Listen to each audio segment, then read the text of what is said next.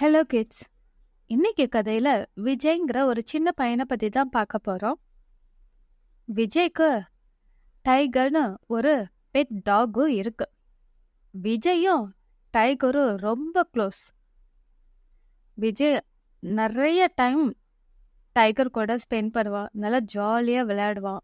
ரொம்ப அன்பா பார்த்துப்பான். அதுவும் ரொம்ப ஸ்மார்ட்டான டாக். விஜய்க்காக நிறைய சின்ன சின்ன ஹெல்ப் எல்லாம் பண்ணோம். யாராவது முன்ன பின்ன தெரியாதவங்க வந்தாங்க அப்படின்னா அலர்ட் கொடுக்கும். அவங்க பேரண்ட்ஸும் ரொம்பவே ஹாப்பியா இருந்தாங்க. இவங்களுடைய பாண்டிங் ரொம்ப அழகா இருந்துச்சு. அவ்வளோ அன்பாவும் இருந்துச்சு. துரதிர்ஷ்டவசமா ஒரு நாள் டைகர் உடம்பு சரியில்லாம இறந்து போயிடுச்சு. விஜயால அதை அக்செப்ட் பண்ணிக்கவே முடியல. ரொம்ப அப்செட் ஆயிட்டோம். ஏன்னா டைகர் கூட அவ்வளோ க்ளோஸா பழகிட்டு அவனுடைய நினைவுகள்லயே அவன் டைம் ஸ்பெண்ட் பண்ணிக்கிட்டு இருந்தான். சாப்பிடறதே இல்லை, தூங்குறதும் இல்லை. டைகர் ஏன் இப்படி பண்ணான், ஏன் அவனுக்கு உடம்பு சரியில்லாம போச்சு, ஏன் நம்மளை விட்டுட்டு போனான்னு அவங்க அப்பா அம்மா கிட்ட இவன் கொஸ்டின் திரும்ப திரும்ப கேட்டுக்கிட்டே இருந்தான். அவங்க அப்பாவும் அம்மாவும் பொறுமையா, கண்ணா அதுக்கு வயசாயிடுச்சு, உடம்பு சரியில்லை, புரிஞ்சுக்கோ அப்படின்னு ரொம்ப அவனுக்கு அட்வைஸ் பண்ணாங்க. ஆனா அதெல்லாம் அவன் காதுல விழவே இல்லை. நாங்க வேணும்னா உனக்கு வேற டாக் வாங்கி தரோம் கண்ணா, அது வளர்த்த ஆரம்பி, டைம் நீ ஸ்பெண்ட் பண்ண ஆரம்பி அப்படின்னு அவங்க அப்பா அம்மாவும் பல முறை எடுத்து சொன்னாங்க. இல்ல, எனக்கு எந்த டாகுமே வேண்டாம், இனிமே நான் டாகே வளர்த்த மாட்டேன். ஏன்னா நீங்க கூட்டிட்டு வந்து இன்னொரு டாக் விடுவீங்க, அது கூட நான் ரொம்ப க்ளோஸா பழகுவேன், அப்புறம் அதுவும் செத்து போயிடும், அப்புறம் எனக்கு கஷ்டமாயிடும், என்னால அக்செப்ட் பண்ணிக்கவே முடியாது, இனிமே எனக்கு எந்த பெட் அனிமலும் வேண்டவே வேண்டாம் அப்படின்னு அவன் முடிவே பண்ணிட்டான். முடிவு பண்ணது மட்டும் இல்லாம அவன் ரொம்ப க்ளோஸ்டு பர்சனா மாறிட்டான். பழைய மாதிரி விஜயே இல்லை. பழைய விஜய் எல்லார் கூடயும் ரொம்ப ஜோவியலா ஜாலியா பேசுற பையன், நல்லா படிக்கிற பையன். இப்போ யார்கிட்டயும் முகத்தை கொடுத்து கூட பேச மாட்டாங்கிறான். எல்லாரையுமே அவாய்ட் பண்றான். சிரிக்கிறது கூட மறந்துட்டான். எங்க வெளியே கூப்பிட்டாலும் நான் வரலமா, நான் வரலப்பா அப்படின்னு அவாய்ட் பண்ண ஆரம்பிச்சிட்டான். இவனோட நடவடிக்கை நாளுக்கு நாள் அதிகமாக அவங்க அப்பாவும் அம்மாவும் ரொம்பவே கவலைப்பட்டாங்க. விஜய் முன்ன மாதிரி இல்ல, டைகரை நினைச்சு ரொம்ப கவலைப்பட்டுக்கிட்டே இருக்கிறான், இப்படியே போச்சுன்னா நம்ம என்னதான் பண்றது அப்படின்னு ரொம்ப கவலைப்பட்டாங்க. அப்புறம் என்ன பண்ணலான்னு பார்த்துக்கிட்டே இருந்துட்டு எப்படியாவது நம்ம அவனை கன்வின்ஸ் பண்ணி தான் ஆகணும், எக்ஸெப்ட் பண்ண வைக்கணும் அப்படின்னு முயற்சி பண்ணாங்க. ஒரு நாள் விஜயோட அப்பா விஜயை கூட்டிக்கிட்டு டைகருக்கு ட்ரீட்மெண்ட் பண்ண அதே வெட்டினரி டாக்டரை மீட் பண்ண போனாங்க. டாக்டர் கிட்ட இவர் எல்லா விஷயத்தையுமே சொன்னாரு. சொன்னதுக்கு அப்புறம் விஜய் கூட தனியா பேச ஆரம்பிச்சாரு டாக்டர்.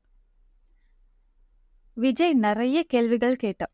ஏன் என்னோட டைகர் என்னை விட்டு போச்சு, ஏன் அது நம்மள மாதிரி பல வருஷம் வாழாதா, ஏன் உடம்பு சரியில்லாம போச்சு அப்படின்னு நிறைய கேள்விகள் கேட்டான். ஒவ்வொரு கேள்விக்குமே அவரு பதில் சொல்லிக்கிட்டே வந்தாரு.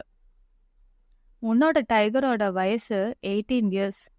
ஆனா நம்ம இந்திய நாட்டுல ஒரு டாகோட லைஃப் ஸ்பேனே 11 to 13 இயர்ஸ் தான். மிஞ்சி போனா 15 இயர்ஸ், இவ்வளவுதான்டா இருக்கும். ஆனா உன்னோட டைகர் உனக்காக 18 வருஷம் இந்த பூமியில வாழ்ந்திருக்கான். அது உன்னோட அன்பாலதான். இதே மாதிரி அன்பை நீ இன்னொரு டாகுக்கும் கொடுக்கலாம் இல்லையா, அதோட லைஃப் ஸ்பேன் இன்க்ரீஸ் ஆகுமே. நீ ஏன் இன்னொரு பெட் டாக அடாப்ட் பண்ணிக்க கூடாது அப்படின்னு டாக்டர் சொன்னாங்களாம். இதை கேட்ட விஜய்க்கு, நிஜமாவா டாக்டர், இதெல்லாம் பாசிபிளா அப்படின்னா, உண்மைதான் கண்ணா, நீ வேணா ரிசர்ச் பண்ணி பாரு, ஒரு டாகோட லைஃப் ஸ்பேன் எவ்வளோ இருக்கும்னு ரிசர்ச் பண்ணி பாரு, என்ன உனக்கே தெரிய வரும் நான் சொன்னது உண்மையா இல்லையான்னு. உனக்கு வயசே 8 வயசு தான். 8 வருஷமா தான் இந்த டாகம் உனக்கு தெரியும். ஆனா உங்க அப்பாவுக்கு 18 வருஷமா இந்த டாக தெரியும். உங்க அப்பா எவ்வளோ வருத்தத்துல இருப்பாரு. ஆனா அவர் கூட அவரை நீ வந்து சமாதானப்படுத்தாம, அவரு உனக்காக கவலைப்பட்டுக்கிட்டு வெளியே உக்காந்துருக்காரு. 8 வருஷம் பழகுன உனக்கே இப்படி இருக்குன்னா, 18 வருஷம் டைம் ஸ்பெண்ட் பண்ண அவருக்கு எவ்வளோ பெரிய இழப்பு அது. ஓகேயா? அவரே அடாப்ட் பண்ணிக்கிட்டு இருக்காரு அப்படிங்கும்போது, நீயும் கொஞ்சம் உன்னுடைய எண்ணங்கள மாத்திக்கிட்டு, நீ ஒரு டாக அடாப்ட் பண்ணிக்கிட்டு, அது கூட நெறைய டைம் ஸ்பெண்ட் பண்ணு. டைகரா நெனச்சு, அவன் கூட ஸ்பெண்ட் பண்றதா நெனச்சு, நீ அதிக டைம் ஸ்பெண்ட் பண்ணு. நீ லைஃப ஹாப்பியா தான் வாழணுமே தவிர, இந்த மாதிரி டாக்ஸுக்கு எல்லாமே மரணம்ங்கிறது சகஜம். ஏன் நமக்கே அது சகஜமான ஒரு விஷயம். அப்படிங்கும்போது நம்ம அதை அக்செப்ட் பண்ணிக்கிட்டு, அடுத்து நம்ம மூவ் ஆன் ஆகணும் அப்படின்னு டாக்டர் சொன்னாங்களாம். அப்புறம் அவங்க அப்பாவை கொஞ்சம் யோசிச்சு பார்த்த விஜய், சரிங்க டாக்டர், நான் கண்டிப்பா ஒரு டாகை அடாப்ட் பண்ணிக்கிறேன் அப்படின்னாను. நான் அப்பாவை கூட்டிட்டு நான் ஷாப்பிங் போறேன், பெட் ஷாப் போறேன் அப்படின்னாను. அதெல்லாம் உனக்கு தேவையில்லாத வேலை. உனக்காக நானே டைகர் மாதிரி ஒரு பப்பிய கூட்டிட்டு வந்து வச்சிருக்கேன். இரு, நான் அழைச்சிட்டு வரேன்ட்டு பப்பி மாதிரி ஒரு அழகான குட்டி டைகர் மாதிரி இருந்த ஒரு அழகான குட்டி பப்பிய விஜய்க்கு கிஃப்டா கொடுத்தாராம் டாக்டர். அதை பார்த்ததும் விஜய் ரொம்ப சந்தோஷமாயிட்டான். அதுக்கப்புறம் அவனுடைய அன்ப பாசத்தை அந்த பப்பி மேல காட்ட ஆரம்பிச்சிட்டான். அதுக்கும் டைகர்னு பேர் வச்சு கூப்பிட ஆரம்பிச்சிட்டான். இதுதான் கிட்ஸ். நீங்களும் பல பெட் அனிமல்ஸ் வளர்த்துக்கிட்டு தான் இருப்பீங்க. நாம ரொம்ப க்ளோஸ் ஆயிட்டோம் அப்படிங்கிறதுனால அவங்களுக்கு துரதிர்ஷ்டவசமா ஏதாவது நடந்துச்சு அப்படின்னா அப்செட் ஆகதான் செய்வோம். அது இயல்பு, இயற்கை. ஆனா அதுலயே நம்மளுடைய வாழ்க்கைய தொலைச்சிடக்கூடாது. நமக்காக நம்ம அப்பா அம்மா, வீட்ல பெரியவங்க எல்லாருமே இருப்பாங்க. அவங்க எல்லாரையுமே நம்ம கஷ்டப்படுத்தக்கூடாது இல்லையா? நாம மூவ் ஆன் பண்ணிக்கிட்டே தான் இருக்கணும். சந்தோஷமா வாழணும். அதுதான் நீங்க பெத்தவங்களுக்கு செய்யக்கூடிய கடமையே. சரியா? தேங்க்யூ.